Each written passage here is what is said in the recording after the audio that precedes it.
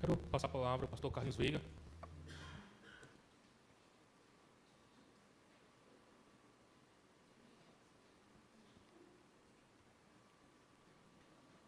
Pastor Carlinhos é pastor da Igreja Presbiteriana do Lago Norte, que fica na W3 Norte, né, pastor? É músico profissional, muito talentoso. Não é tietagem não, mas eu sou fã. E tem muita influência na minha vida teológica. Desde eu era adolescente, já frequentava lá os encontros da FTL, né, que o senhor promovia. Então, a gente estamos em boas mãos. Quero passar a palavra, pastor, fica à vontade, aqui a casa é sua também. Deus abençoe a sua vida e te use aí, tá bom? Boa, fim de tarde, noite, graça e paz, prazer estar aqui. O Rafa, quando me convidou, eu fiquei muito feliz pelo tema e é um privilégio para mim estar aqui com vocês. Eu tenho amigos na caminhada aí da Igreja Anglicana, amigos antigos já, assim, de longa caminhada, especialmente feitos na época da FTL, né? Então, estar aqui hoje participando desse tempo é muito especial para mim. Bem, eu fui desafiado a trazer um tema, que é um tema que eu tenho trabalhado assim, já durante um longo tempo da minha vida. A minha conversão não se deu com os 18 anos de idade. E naquela altura da minha vida, eu já tinha as minhas caminhadas musicais, assim, né? Tinha começado a ser introduzido na música através de um tio. E, bem, então veio a conversão. Eu estranhei muito a música na igreja evangélica no primeiro momento, porque eu vinha de uma caminhada com música brasileira, e quando eu cheguei na igreja, de brasileiro não tinha nada. Pelo contrário, tinha preconceito com a música brasileira, porque a música brasileira era a música do mundo. E eu fiquei assustado no primeiro momento, mas Jesus era mais importante para mim do que a música brasileira. Eu joguei a música brasileira, não vou dizer no lixo, mas no baú. E aí comecei uma caminhada cantando as músicas evangélicas, bem americanizadas e europeizadas, né, na época. E aí foi então que, com o tempo, à medida que ia amadurecendo, eu fui percebendo que a cultura é um presente de Deus, não era para ser jogada fora na lata do lixo, nem ser trancafiada dentro do baú de antiguidades, mas era uma coisa desafiadora para vivermos a fé dentro da nossa cultura, da nossa realidade. E pelo distanciamento da brasilidade, me distanciei muito da minha família, porque, imagine só, o encontro da família era feito no Forró dos Veiga, né? Então, se naquele momento eu entendia que forró era pecado, e a cultura nordestina assim, era pecaminosa, era do mundo, então eu não ia mais nas festas da família. Houve um distanciamento assim, radical. Mas aí, Deus, por sua graça e misericórdia, foi me mostrando uma série de coisas, e então eu fui abraçando cada vez mais a fé em Jesus, mas também redescobrindo a cultura sobre outro olhar. Então, é essa a ideia. Então, por isso esse tema que a gente vai tratar hoje, a musicalidade brasileira na espiritualidade cristã, é muito especial e importante para mim. Eu quero ler 2 textos bíblicos. Eu vou ler Mateus capítulo 5, versículo 13. Diz assim: vocês são sal da terra, mas se o sal perder o seu sabor, como restaurá-lo? Não servirá para nada, exceto para ser jogado fora e pisado pelos homens. Vocês são a luz do mundo. Não se pode esconder uma cidade construída sobre um monte. E também ninguém acende uma candeia e a coloca debaixo de uma vasilha. Ao contrário, coloca no lugar apropriado e assim ilumina a todos os que estão na casa. Assim, brilha a luz de vocês diante dos homens, para que vejam as suas boas obras e glorifiquem ao Pai de vocês, que está nos céus. Segundo texto de Jeremias, capítulo 29, quando o povo de Israel o povo de Judá agora estava vivendo exílio na Babilônia, e eles recebem uma carta do profeta que dizia o seguinte: construam casas e habitem nelas, plantem jardins e comam dos seus frutos, casem-se e tenham filhos e filhas, escolham mulheres para casar-se com seus filhos e deem as suas filhas em casamento, para que também tenham filhos e filhas, multipliquem-se e não diminuam, busquem a prosperidade da cidade para a qual eu os deportei e orem ao Senhor em favor dela, porque a prosperidade de vocês depende da prosperidade dela. Em outra tradução, busquem a paz da cidade.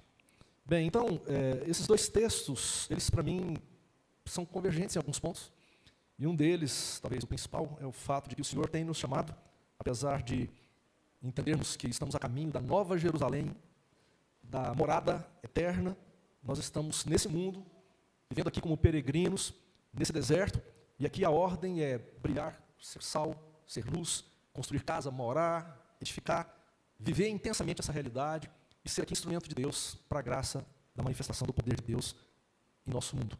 E somos chamados a, nesse mundo, vivenciarmos o reino de Deus, que não é alguma coisa futura, vindoura, mas que já está presente desde Cristo Jesus. Então nós estamos a caminho. E esse caminho, então, traz implicações para a nossa caminhada. E esse tema da espiritualidade da música passa por aí também. Eu vou fazer alguns recortes de pensamentos aqui, e depois a gente pode abrir para perguntas, se tivermos o tempo. Bem, Começo dizendo que espiritualidade e música têm uma relação profunda e intensa. Eu diria que são até pontos dissociáveis. Alguns trabalhos acadêmicos defendem a música como recurso para o desenvolvimento da espiritualidade. Você desenvolve a espiritualidade a partir da música. Outros pensadores, entre eles Carlinhos Brown, ele diz que a música é a própria espiritualidade. E ele se refere, obviamente, à religiosidade afro-brasileira, que é muito musical e que está intrinsecamente ligada a essa questão. Eu estou falando do conceito de espiritualidade de uma forma mais ampla, obviamente, não estou falando apenas da espiritualidade cristã.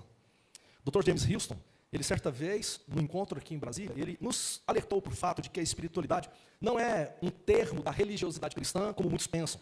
Antes, espiritualidade ou espiritualité é um termo que surge na França no século XIX e que tinha a ver com a busca humana pela essência da vida. E a espiritualidade estava inicialmente ligada à maçonaria e a alguns outros movimentos assim.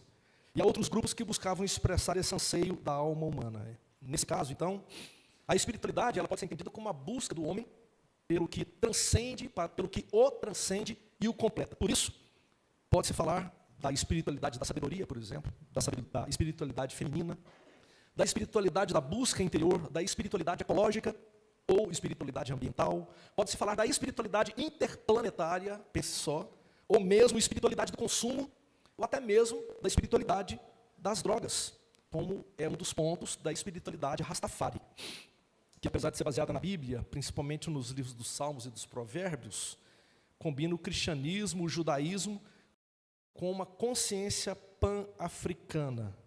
E aí eles vão tratando alguns pontos, e eles dizem que a espiritualidade Rastafari é marcada por busca por uma conexão com a natureza, priorizando a alimentação natural, o consumo da maconha como forma de elevação espiritual, rejeição da Babilônia, ou seja, desse mundo que vivemos, um modo de vida longe do capitalismo ocidental, com vestimentas próprias, sem corte de cabelo ou barba, uma dieta quase vegetariana, tudo isso é espiritualidade Rastafari, passa por aí.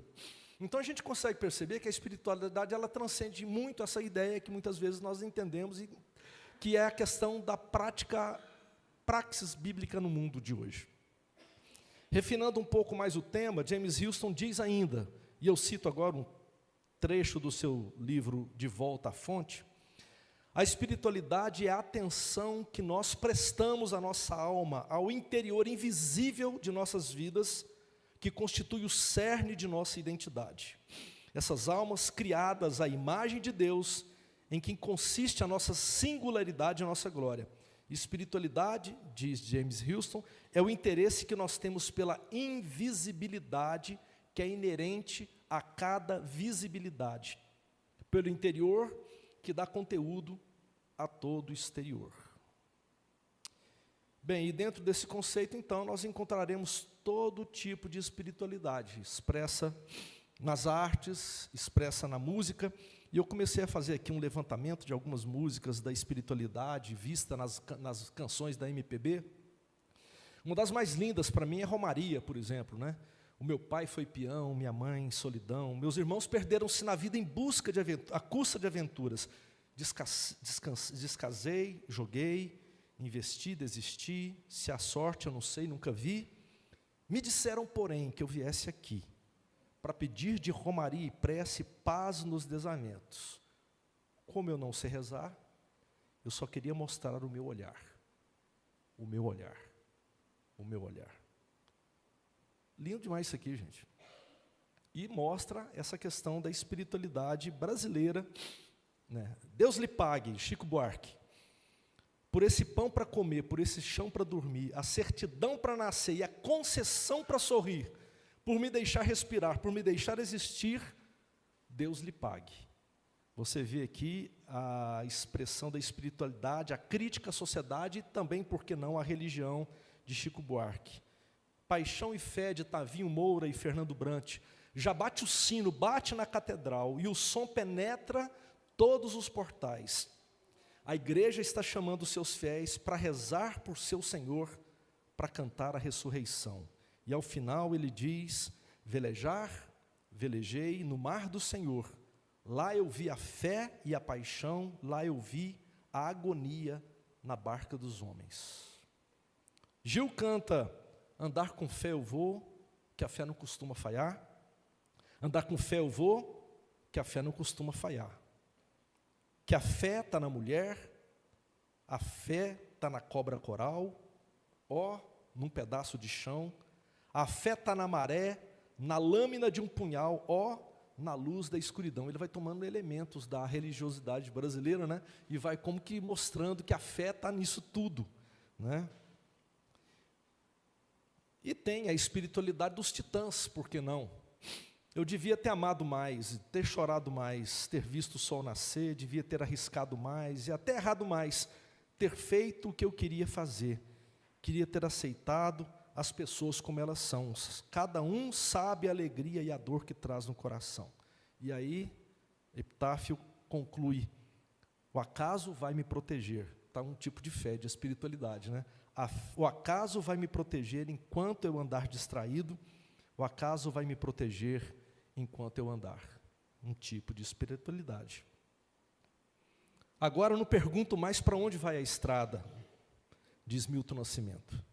Agora eu não espero mais aquela madrugada. Vai ter que ser, vai ser faca amolada. O brilho cego de paixão e fé, faca amolada. E por aí vai, uma série de canções que mostram a espiritualidade do brasileiro, a forma como muitas vezes a nossa cultura entende a questão, as diversas espiritualidades presentes no mundo de hoje. Mas falando da musicalidade brasileira na espiritualidade cristã, que é o tema que a gente tem para tratar, quando a gente fala da musicalidade brasileira na espiritualidade cristã, nós estamos delimitando consideravelmente o tema da espiritualidade e também da música, não é? E se tratarmos de espiritualidade cristã evangélica ou de espiritualidade cristã evangelical, aí o assunto vai cada vez se delimitando mais. Primeiramente, sobre a espiritualidade cristã, o James Houston é bem categórico no seu livro. Ele diz que a verdadeira espiritualidade é a espiritualidade cristã. Porque ela é uma fusão de intimidade e transcendência, e as duas realidades só podem ser encontradas verdadeiramente, profundamente na relação com Deus Pai, Filho e Espírito Santo. Espiritualidade que se manifesta na comunidade do reino, igreja. E quando a gente fala da musicalidade brasileira, na expressão da espiritualidade cristã evangelical, eu diria que nós ainda estamos muito distantes de um dia chegarmos lá. Uma espiritualidade, uma música brasileira que comunique essa espiritualidade cristã, evangélica, protestante, anglicana, presbiteriana, não sei o nome que você quiser dar. Eu cito musicalidade brasileira me referindo ao que se produz em termos de música brasileira, porque hoje isso é tão confuso. Uma vez eu participava de um debate com uma pessoa e falando sobre música brasileira, e a pessoa dizia, nesse debate, uma figura do mundo gospel.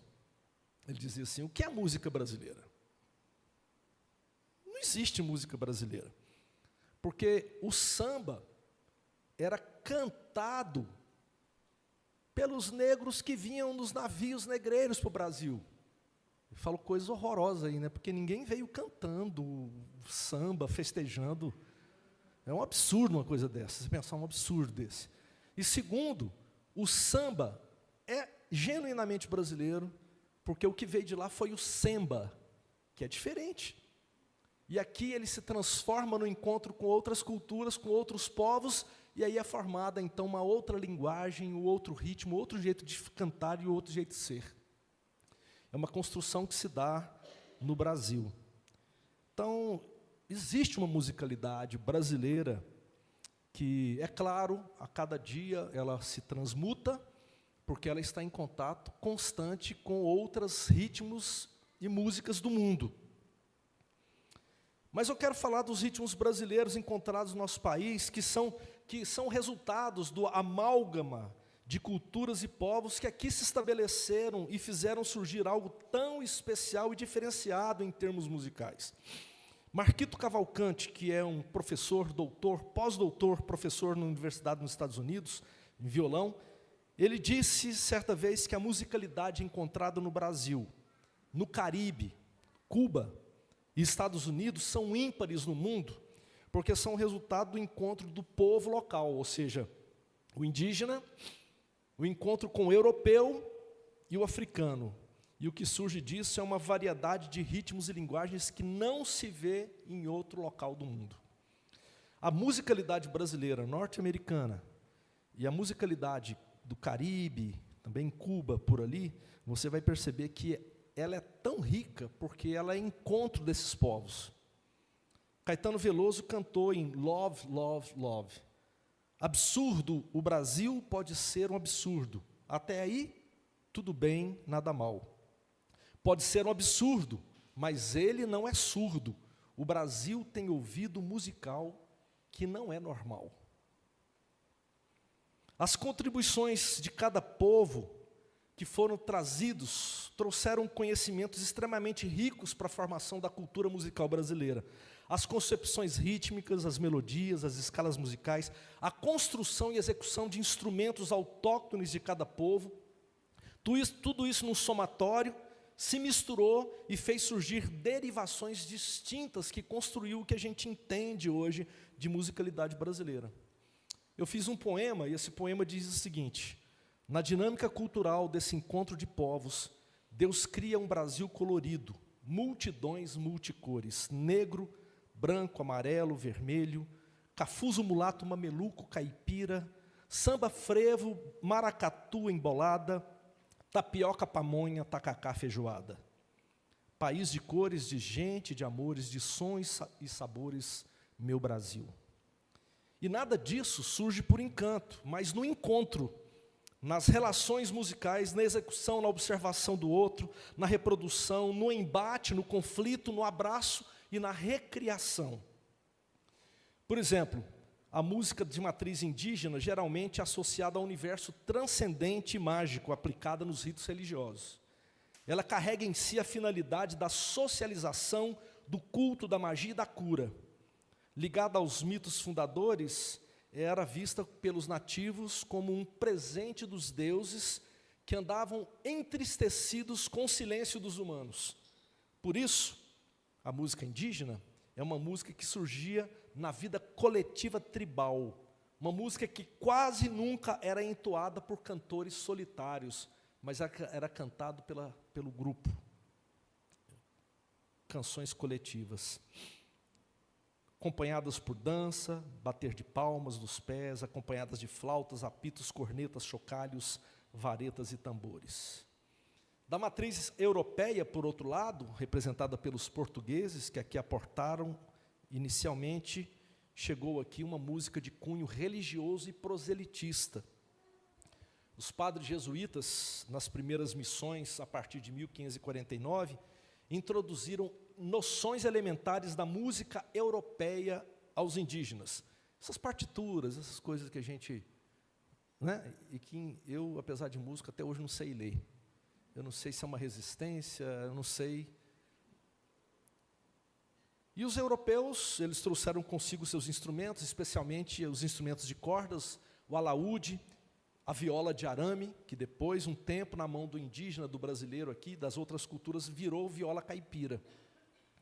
E eles passaram a ensinar aos nativos a execução e o ofício da construção desses mesmos instrumentos. Daí surge a viola caipira, e o alaúde foi levado para o Mato Grosso, e lá eles derrubaram um pedaço de sarã, e como não tinha acesso aos recursos da tecnologia para se construir o alaúde da Europa, eles fizeram aqui o que é chamado de viola de coxo, que é a viola pantaneira. Então a música portuguesa, que é ora festiva, mas muitas vezes melancólica e introspectiva, ela também foi disseminada aos povos locais. E a matriz africana, representada pelos homens e mulheres trazidos aí da África subsaariana, a partir de 1538, segundo os pesquisadores, o Brasil recebeu cerca de 38% de todos os escravos africanos trazidos para a América, o que representa um montante que varia entre 3 e 4 milhões de pessoas. Dá para imaginar? Esses povos que aqui chegaram trouxeram uma enorme contribuição para a origem da música popular brasileira. Chegaram aqui pelo menos duas matrizes de povos. O povo conguesa, matriz conguesa, que veio da região do Congo, Angola, Moçambique, e é considerada como aquela que sustenta a espinha dorsal da música brasileira e que tem o samba como sua mais forte representação. E a segunda matriz é a iorubana, de Gana, Nigéria, Costa do Marfim, está mais ligada à religiosidade afro-brasileira e os estilos rítmicos derivados dessas expressões. Imagine então a riqueza. A musicalidade indígena se encontra com a musicalidade europeia portuguesa, que se encontra com essa riqueza da musicalidade africana, de pelo menos duas matrizes diferentes. Se espalha pelo país. E em cada parte do país, ela acaba se trazendo características diferentes. Por exemplo, no norte do país, onde a presença indígena sempre foi muito marcante, surgem ritmos como carimbó, boi-bumbá, siriá, sirimbó, ciranda, entre outros, tendo todos eles como base os tambores, os batuques. No Nordeste, a gama de ritmos é muito variada, revelando o encontro das matrizes na costa brasileira, que se dá de maneira muito intensa, especialmente a chegada de muitos africanos, e ali surgem ritmos mais conhecidos e difundidos, como o baião, o xote, o chachado, o maracatu, o frevo, o coco, maculelê, bumba meu boi, caboclinho, vários outros. Música brasileira, talvez você não conheça nem metade, porque não toca na rádio, infelizmente. Você vai ouvir só outro tipo de música na rádio.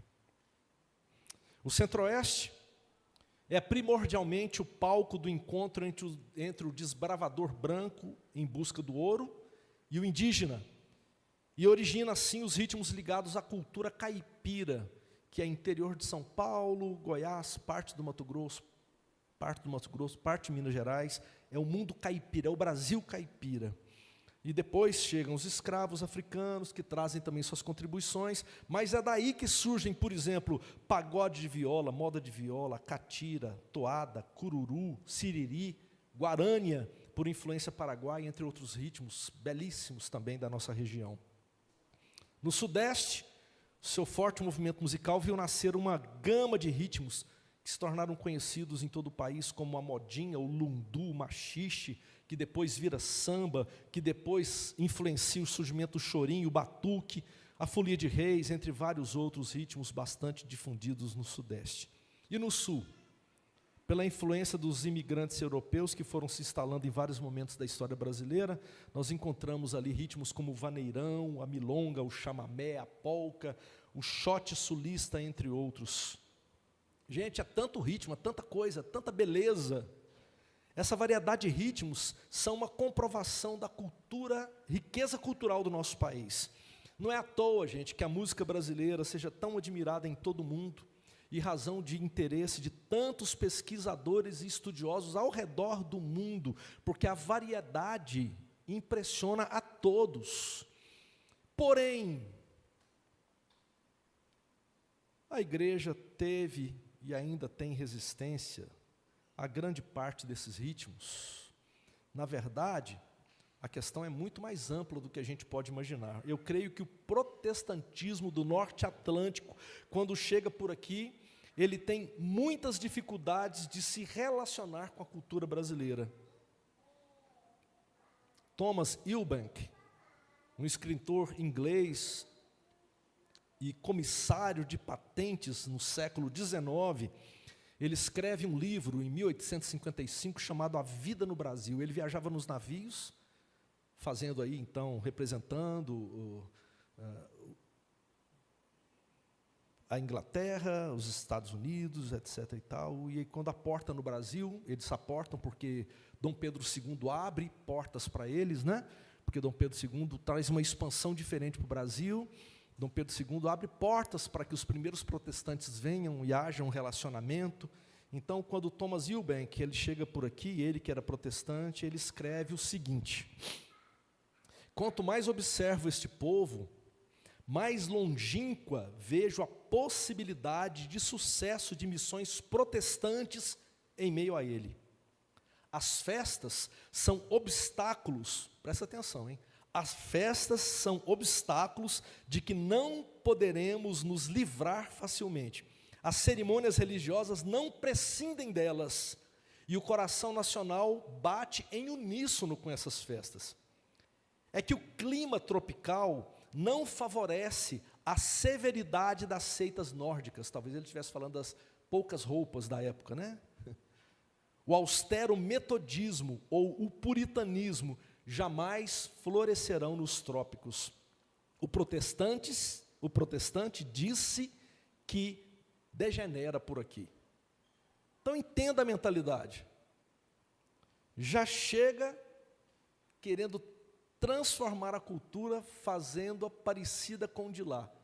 Não é possível que a fé protestante seja disseminada no Brasil, porque nós não vamos poder transformá-los como a nós, porque eles são o que para eles não prescindem das festas, dos ritmos, das danças, das roupas, do jeito de ser. Não. Então, entende? É mais do que trazer o evangelho, né? É trazer a cultura.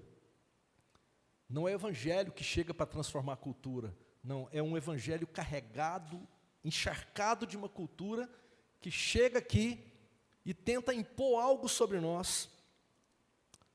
Antônio Gouveia Mendonça e Prócoro Velasquez Filhos, no livro Introdução ao Protestantismo no Brasil, ainda acrescenta algumas pitadinhas nesse tema. Ele diz: de certo modo, o protestantismo histórico brasileiro de origem missionária tende a reproduzir no interior de suas comunidades os traços da religião civil norte-americana, o que contribui para aprofundar o vazio existente entre ele e a sociedade. Na medida em que esse protestantismo reforça sua auto-identificação ao preço de seu relacionamento com a sociedade, torna-se pouco atraente para as camadas populares, ao defender valores burgueses de colorido estranho ao espectro cultural brasileiro.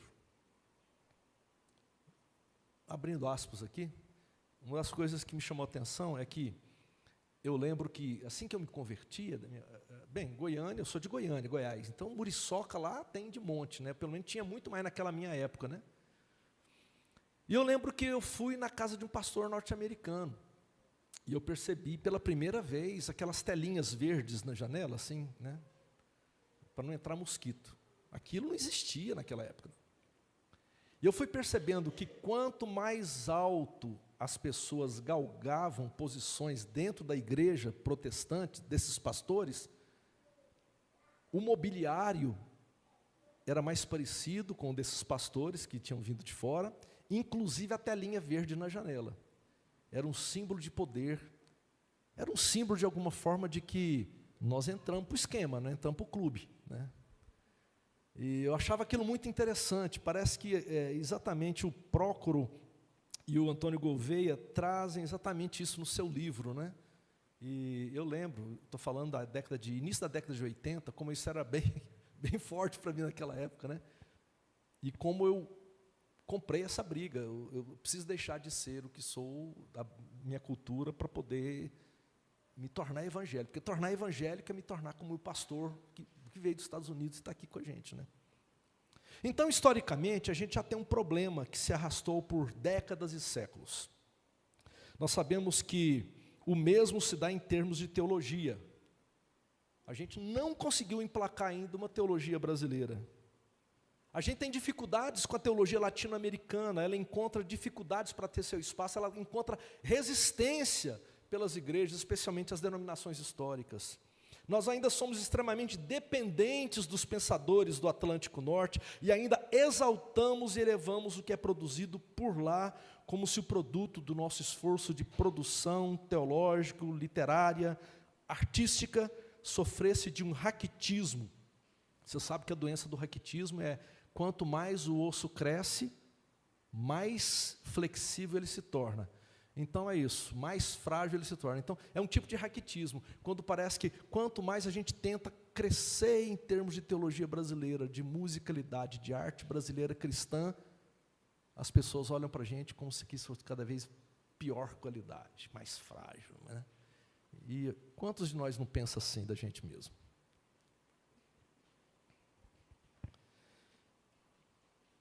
tendo esse background todo aí, eu queria falar um pouco queria fazer uma leitura da música brasileira cristã atualmente. Pode soar estranho, pode até parecer que o meu discurso está esquisito, está contraditório, mas eu creio que nós estamos vivendo atualmente o momento mais rico da música cristã no Brasil de todos os tempos. O Carlinhos ficou doido, ficou louco. Sabe por que eu digo isso? Porque eu não sou daqueles que vivem do passado, como se nada belo e rico tenha surgido pós Vencedores por Cristo, Logos, Grupo Elo e outros grupos dos anos 70 a 90. Quero dizer para vocês que eu não sou saudosista. Eu vivi intensamente esse tempo, desde os anos 80, eu estou intensamente ligado à música. Aqueles que eram os meus, entre aspas, tá? ídolos musicais, se tornaram hoje meus amigos de caminhada, parceiro de caminhada, gente que a gente ora junto, conversa com o outro, incentiva um ao outro, muitas vezes também espinha um ao outro. Então, quero dizer que eu amei tudo que passou, mas eu amo o que nós estamos vivendo hoje. É claro, não há dúvida que nessa avalanche de produções musicais dos nossos dias, prevalecem as músicas ruins. Má qualidade musical, poética, teológica, mas envoltas em produções arrojadas. Sabe aquela caixa de presente maravilhosa, caríssima, quando você abre tem um parafuso, mais barato do que a caixa, né? É mais ou menos isso. Né? Muita produção para nada lá dentro. Né? Ou seja, como diz um amigo meu lá, o Marcelo Galberto de Belo Horizonte, se fritar não dá uma colherinha de gordura, né? Não dá uma colherinha de azeite. Mas o princípio que eu estou usando para poder dizer que nós estamos vivendo um dos momentos mais ricos é o da bateia, o princípio da bateia. O que é o princípio da bateia? É do minerador que vai lá para a beira do rio batear o cascalho em busca do ouro. Quando se vai procurar ouro de maneira rudimentar, o minerador coloca na bateia uma grande quantidade de cascalho e bota e vai mexendo, e vai ficando ali somente o material mais pesado, e ali dentro o material mais pesado, ele possivelmente poderá encontrar o ouro ou a pedra preciosa. Hoje nós temos muito cascalho à disposição nas produções culturais, dentro, fora da igreja. Para você ter mais ou menos ideia, não sei se você tem esse dado, essa estatística, mas eu trabalho com música, tenho que estar me atualizando sobre isso, né? Porque de vez em quando eu lanço uma música no Spotify.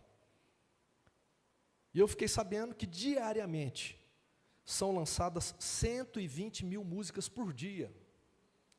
Então imagina a minha, no meio de 120 mil músicas. Né? Não é nada. Isso estou falando das plataformas de streaming, tá? E pelo que me parece, tem pedra preciosa nesse montante de entulho. Muita pedra preciosa, cristã, música cristã de qualidade. E é assim para tudo, gente. No dia de hoje nós temos muitos mais filmes do que no passado, muito mais séries, temos literaturas, música, tudo à nossa inteira e completa disposição. E a grande maioria, não tenho dúvida, não passa de cascalho. Mas tem ouro aí no meio, tem muito ouro. E o somatório do ouro produzido não se compara com o que já foi passado. Porque as músicas que nós cristãos produzimos na década de 80, o que tem de samba de japonês, uma coisa horrorosa. Samba mal feita, quadrado, sem swing, aquela coisa bem... Né? Hoje o que a gente ouve de samba no meio evangélico é um negócio lindo, maravilhoso, criativo, letras maravilhosas, lindas. Outra questão é que começam a surgir aqui e ali artistas cristãos, esse é um outro ponto, que alcançam uma projeção para além do gueto evangélico. Isso no Brasil não existia, raras exceções no passado, talvez um Nelson Ned da vida, né?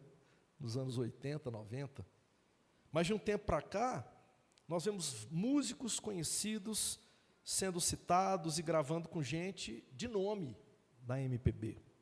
E mais do que isso, gente como Caetano Veloso cantando no show com a Maria Bethânia, que está rodando o Brasil, cantando Deus Cuida de Mim, de Kleber Lucas. Onde é que a gente ia imaginar isso na década de 80? Ou então você assistindo televisão e vendo algum artista famoso, conhecido, cantando Faz um Milagre em Mim, de Régis Danese. Coisa louca. As megas igrejas de hoje atraem gente conhecida no mundo midiático, porque é um tipo de projeção para eles também, né? Eu tenho um amigo, violeiro caipira, como eu, Vitor Quevedo. A gente tem, inclusive, cantorias, cantamos juntos já. Ele é violeiro dos bons, muito bom. E esses dias ele estava cantando com o Luciano, o irmão do Zezé de Camargo, numa igreja presbiteriana em São Paulo, igreja que o Luciano frequenta com sua família. Ou seja, o panorama mudou consideravelmente desde o final dos anos 70, quando de vento em popa era o que a gente tinha de melhor na produção musical cultural brasileira. Além do mais, gente, a cada dia surgem novas produções. O mercado gospel está aquecido, atrai os olhares dos ricos comerciantes que veem nele um potencial para aumentar sua riqueza. No entanto, eu creio que nós estamos muito longe daquilo que eu consideraria ideal. Eu não me encanto com todo esse panorama que está aí, não. Pelo contrário, ele me dá um frio na espinha, assim, horroroso, sabe? Nós conseguimos nos estabelecer no mercado, mas é para nos estabelecermos no mercado que a gente produz arte? A gente produz arte cristã para vender? É esse o nosso objetivo primeiro? Qual é a contribuição que a nossa arte tem produzido, se nós considerarmos o propósito do reino de Deus como fermento, como sal da terra, na transformação cultural e espiritual da sociedade na qual nós estamos inseridos, no nosso Brasil? A música cristã que aí está produz verdadeiras transformações? Ou tem sido transformada para melhor se adequar às exigências do Deus mercado ou de Mamon? Quanto de brasilidade está verdadeiramente expressa na nossa arte? Eu falo de uma arte contextualizada em sua forma, ritmos, expressões brasileiras, falamos aqui bastante sobre isso, mas eu falo também sobre o conteúdo, uma poesia que traga a esperança e os sinais do reino de Deus para a vida comum, o dia a dia. Eu tenho uma visão muito crítica sobre tudo que eu vejo, apesar de achar que mesmo assim nós estamos ainda vivendo um dos momentos mais ricos, tá? Mas o surgimento do mercado gospel, que não foi uma coisa natural, assim, uma criação de laboratório. Eu lembro, nas décadas por volta de 1985, quando é que a coisa estava sendo forjada, formada, porque a gente foi convidado, eu com o Expresso Luz, nós fomos convidados a participar de um projeto assim, né? Esse mercado gospel pode ter trazido até algum benefício em termos de mercado, mas ele favoreceu a construção de um muro que, ao meu ver, faz divisão entre música de igreja e música do mundo. Isso dificultou ainda mais que cristãos participem no espaço da cultura, como artistas e produtores, participantes da sociedade, do mundo, sem que sejam julgados e condenados como mundanos. Aí é o lugar também para se estar, conforme nós lemos aqui nas Escrituras Sagradas. A gente tem que estar na sociedade, para participar na sociedade, para influenciar a sociedade. Quando você cria um mercado paralelo, um mercado que faz divisão entre eles e nós, você simplesmente cerceia toda uma possibilidade de fazer aquilo que Cristo fez, da obra realizada por Jesus, e a gente acaba se tornando a igreja dos guetos, como muitas vezes temos sido e somos, né? Os cristãos, entendo eu, devem produzir arte litúrgica para servir a igreja, música de qualidade, música evangelística para anunciar a Cristo à sociedade, de maneira contundente, precisamos, mas também precisa produzir música popular para imprimir o pensamento cristão na arte do nosso povo, com os valores do reino de Deus e suas pautas necessárias na sociedade, na economia, na política, no mundo acadêmico, etc. e tal. E eu sinto falta disso, de verdadeiros cristãos assim atuando no mercado da cultura. Gente que esteja participando no meio artístico, cultural brasileiro, levando o evangelho, ou pensar do evangelho, o jeito de entender o evangelho na cultura brasileira, para que o reino se expanda. Eu sinto muita necessidade de ver isso acontecendo. Nós temos crescido como música de gueto, mas será esse o nosso chamado? Essa a nossa vocação? E aqui não está anotado, mas eu só queria voltar. Por que que nós ainda preferimos, não é que uma coisa ou outra, mas por que que ainda insistimos em rejeitar a cultura brasileira na expressão musical artística dentro da igreja e fora da igreja, em músicas e arte produzida por cristãos? Por que temos tanta dificuldade? Por que que ainda predominam as músicas importadas, trazidas para cá, e a gente vai perdendo a qualidade musical brasileira, a brasilidade que nos foi colocada? Bem, eu acho que nós estamos devendo e muito ainda nessa caminhada. Eu vou trazer um texto aqui, uma parte de um texto chamado Redimindo as Artes, um material produzido por um grupo ligado ao movimento Lausanne no início dos anos 2000. Não é agora Lausanne 4, mas é um texto já antigo. Eles dizem o seguinte, o texto: artistas no mercado cultural precisam de apoio, encorajamento e responsabilidade.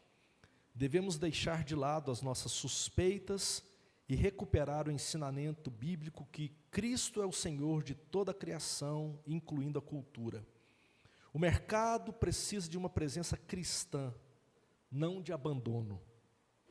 A igreja deve ser intencional sobre enviar artistas como agentes de reconciliação para o mundo, para todos os aspectos da indústria do entretenimento, ou como uma presença em eventos artísticos locais, nacionais e internacionais.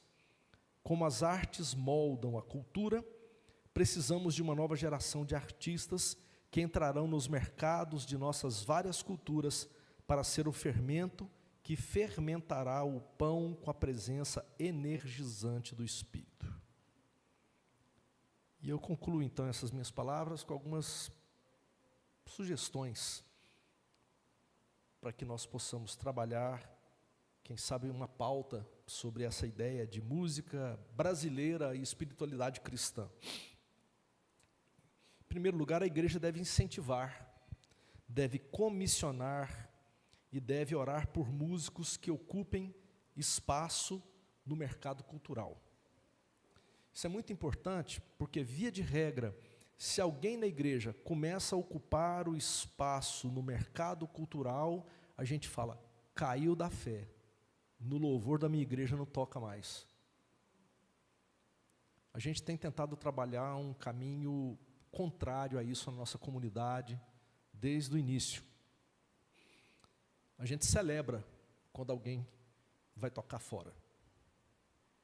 Ihu, que legal, vai lá, estamos junto. Semana passada mesmo, a minha filha cantou pela primeira vez num barzinho da cidade. E eu, ihu! E a gente lá, a igreja lá, incentivando, estamos juntos. A gente lá canta, e ela canta bonito mesmo, estamos aqui para te incentivar. A igreja tem que incentivar, tem que comissionar e tem que orar para que os músicos ocupem esses espaços. Não significa que um músico, quando ele começa a tocar fora, ele não virá mais à igreja, não. Ele não virá mais à igreja à medida que ele não for bem aceito e acolhido na igreja. Quando ele for tratado como um mundano, pecador que caiu da fé. Porque esses músicos, eles precisam ser pastoreados, cuidados, eles terão o maior prazer e alegria em continuar tocando na igreja. Eu digo isso de experiência própria, nós temos vários músicos profissionais na nossa comunidade. Segundo, a igreja deve incentivar artistas a entrar no mercado para ser sal e luz. Não é simplesmente para ser músico aí fora, não. Mas vai para ser sal da terra, luz do mundo, discípulo de Cristo, para que as pessoas possam conhecer a Jesus. Terceiro, nós devemos estimular os músicos a se prepararem cada vez melhor, musicalmente, artisticamente, culturalmente, mas, sobretudo, biblicamente, teologicamente, para produzirem no futuro obras culturais de excelência que expressem o reino de Deus em meio à cultura. Quarto, nós devemos incentivar a criação de redes de artistas cristãos que trabalhem em parcerias no mercado para apoio e encorajamento.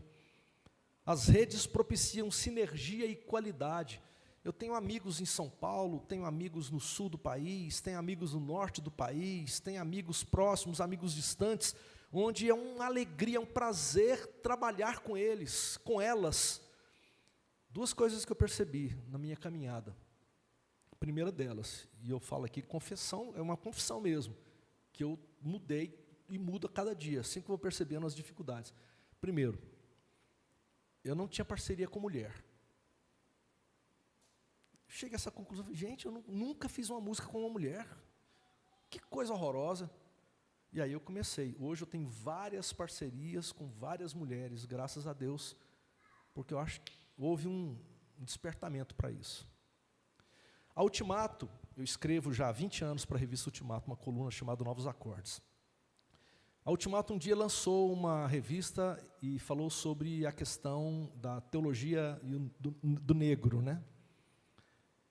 E ela falou assim, o pessoal da Ultimato, convide seus amigos negros para participarem com você da coluna. Cara, eu conheci o Zazo, artista que era cantor, produtor, compositor, que gravava, que eu já tinha viajado, já tinha cantado com ele. Eu entrei num choque profundo, porque o nosso discurso às vezes é muito incoerente. Muito incoerente. E a partir daí eu tenho buscado, sabe, estar atento para essas questões, para que a nossa arte realmente possa ser coerente. O nosso discurso seja coerente. A gente precisa incentivar a criação de redes de artistas, redes plurais, diversas, com gente de tudo quanto é classe social, gente de tudo classe, vamos dizer assim, a formação intelectual, homens, mulheres, crianças, se possível, gente da diversidade, que expressa a diversidade da Igreja de Jesus, para que a gente possa ver esse trabalho se fortalecendo. E é um incentivo, gente, a gente tem que incentivar, porque a gente está fazendo sem perceber. Quinto, já estou quase acabando, nós devemos caminhar com os músicos e devemos discipulá-los através de estudo bíblico, oração, conversas, ajudando na caminhada, uma caminhada pastoral, porque você não tem ideia de como é pesado o treco lá fora. Mas muitas vezes, ambientes de tenebroso assim, quando chega um crente assim, ó, muda tudo. Estou falando isso por experiência. Eu participei mais, hoje nem tanto, de vários festivais de música aqui em Brasília. Fui premiado já no festival da Nacional FM, fui premiado no festival do Sesc, Já fui premiado no Candango Cantador, vários festivais aqui. As minhas músicas não tocam nas rádios evangélicas de Brasília, mas você encontra na Rádio Nacional, na Rádio Câmara, na Rádio Senado, está tocando lá. As minhas músicas estão lá. É interessante, porque quando você está nesse meio, e eu ia tocar, e levava minha esposa para tocar flauta, levava meu filho para tocar o baixo, iam os outros filhos assistir os shows ou nas apresentações, os músicos ficavam loucos,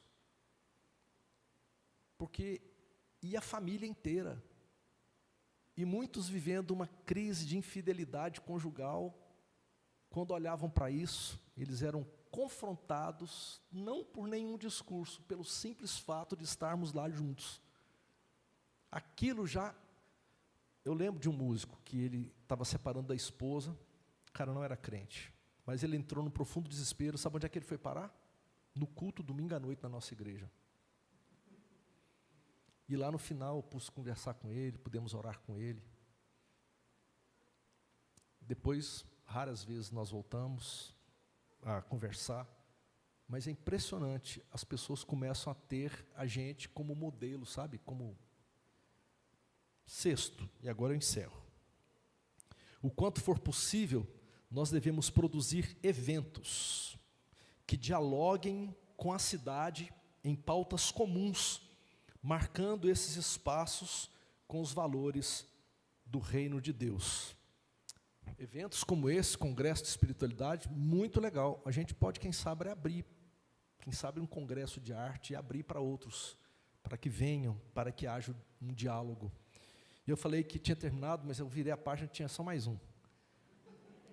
E é o sétimo, validar as artes, presta atenção que isso é muito importante, validar as artes como uma opção de carreira para cristãos chamados a se envolver com a cultura.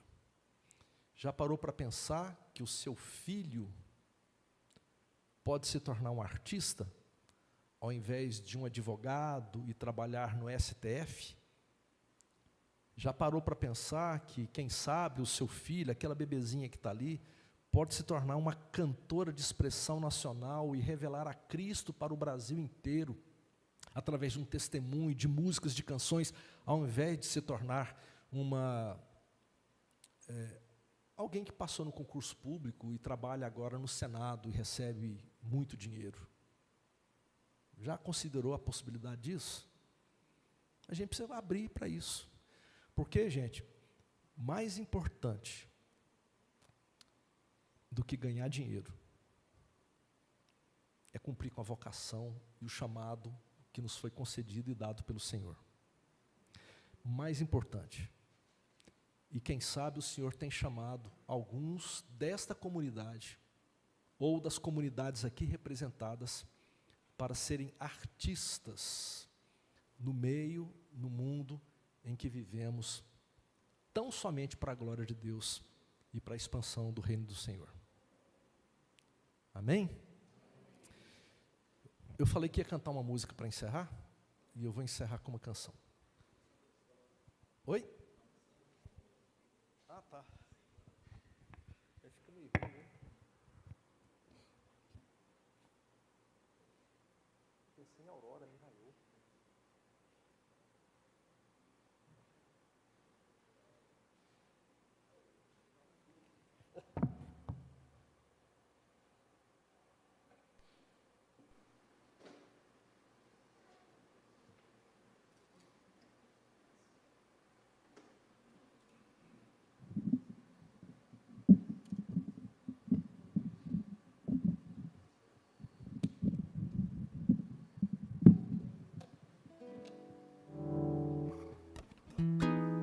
Vou cantar uma canção que eu fiz algum tempo atrás. Essa música ela tem tocado nas rádios aí de Brasília, e ela foi baseada em Isaías 60, chama Aurora me raiou.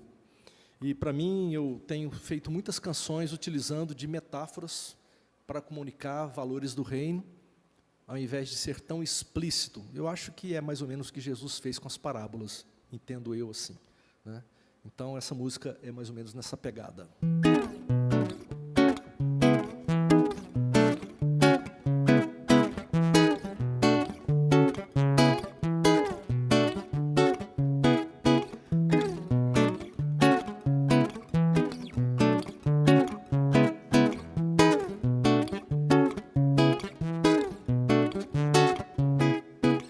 clarão raiou na ribanceira, resplandeceu a terra inteira. Desceu um céu iluminado, joia de fogo destilado.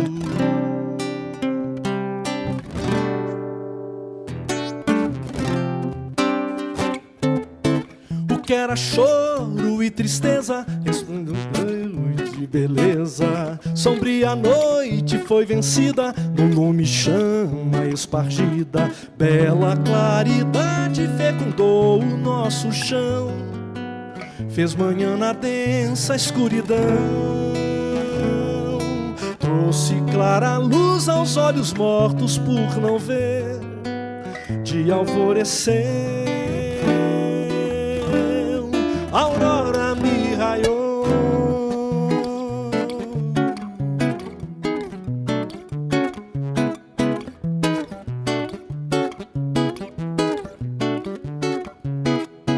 O que era choro e tristeza banhou-se em rio de beleza. Sombria noite foi vencida, no lume chama espargida. Bela claridade fecundou o nosso chão, fez manhã na densa escuridão.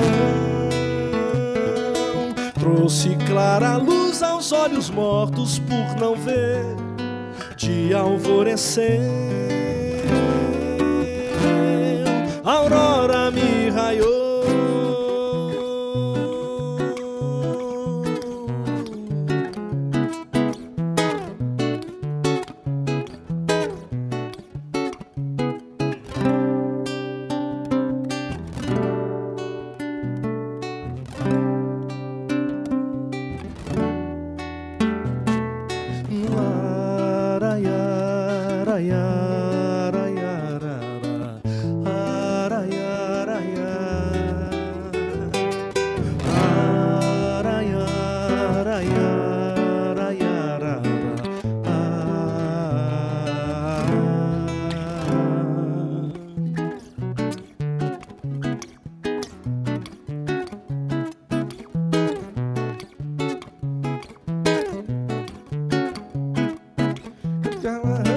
Na ribanceira resplandeceu a terra inteira. Desceu um céu iluminado, joia de fogo destilado.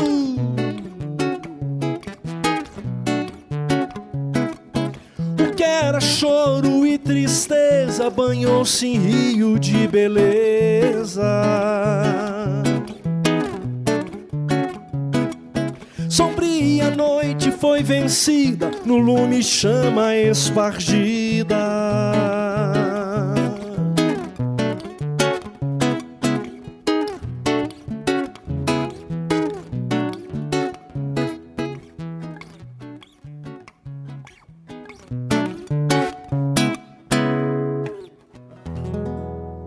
Amém. Valeu, obrigado.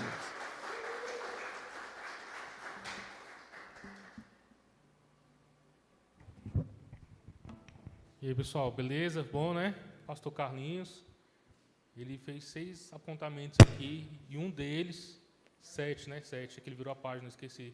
Minha página virou agora também. Ó, a gente precisa fazer mais eventos, né? Qual vai ser o evento que o pastor Carlinhos Veiga vai vir aqui tocar pra gente? A gente tem que promover isso aí, né não? Aí deu a ideia, nada mais justo, não é não, pastor André? Como diriam os moravianos, eu não vou orar por aquilo que eu não vou ser resposta. Não é assim? Pastor, muito obrigado aí pela sua presença, sua participação. A gente vai dar um break agora, tomar um cafezinho aí, 10 minutinhos, para depois o Erlan assumir aqui a fala com a gente, tá bom? Um abraço, pessoal.